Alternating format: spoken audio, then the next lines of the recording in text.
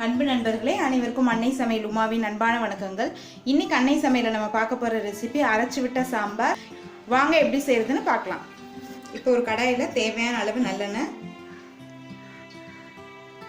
1 teaspoon கடுகு,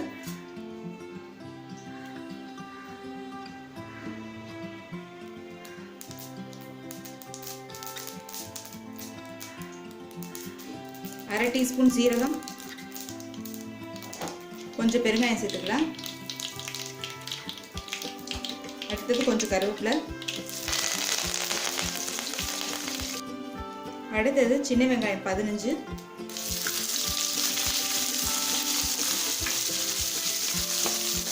நீங்கள் பெரிய வெங்காயம் கூட யூஸ் பண்ணிக்கலாங்க.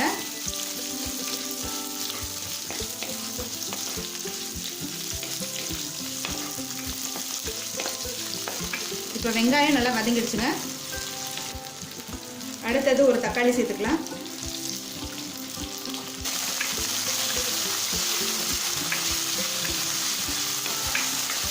தக்காளி வதங்கிடுச்சுங்க.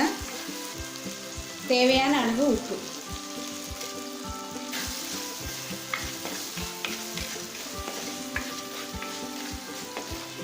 அடுத்தது 3 கத்திரிக்காய் சேர்த்துக்கலாங்க.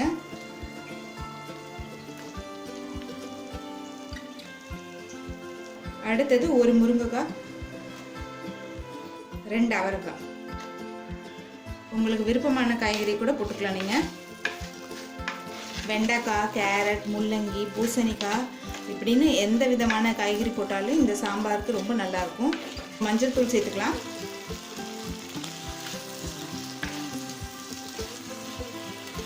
இப்போ 1/2 கப் தண்ணி சேர்த்துக்கலாம்.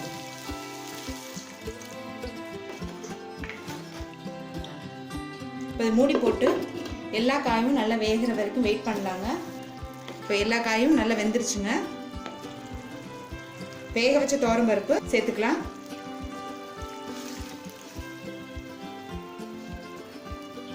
துவரம்பருப்பு நான் 1/2 கப் எடுத்துருக்கேங்க. இப்போ பருப்பு சேர்த்துட்டு ஒரு 2 நிமிஷம் ஸ்லோவில் இருக்கட்டுங்க. இப்போ 2 நிமிஷம் ஆயிடுச்சுங்க. நெல்லிக்காய் அளவு புளியை தேவையான அளவு தண்ணி சேர்த்து கரைச்சி இதில் சேர்த்துக்கலாங்க.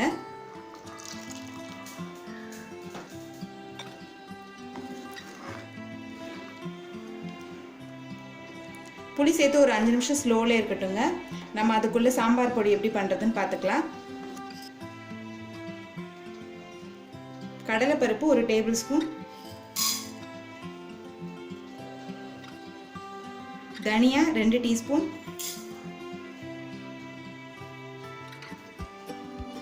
சீரகம் 1 டீஸ்பூன்,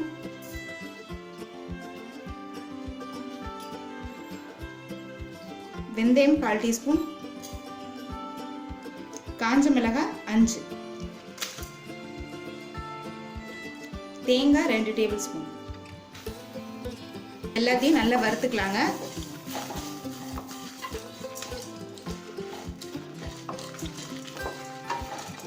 இது எல்லாத்தையும் நல்லா கலர் மாற வரைக்கும் வறுத்துக்கலாம்.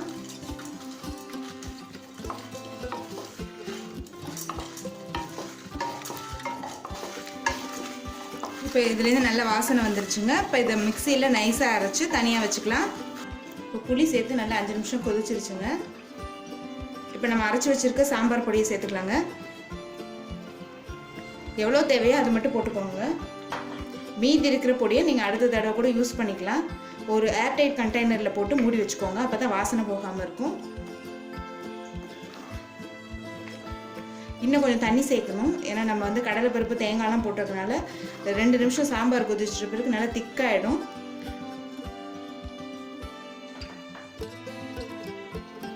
இன்னும் கொஞ்சம் தண்ணி சேர்த்துக்கலாம்.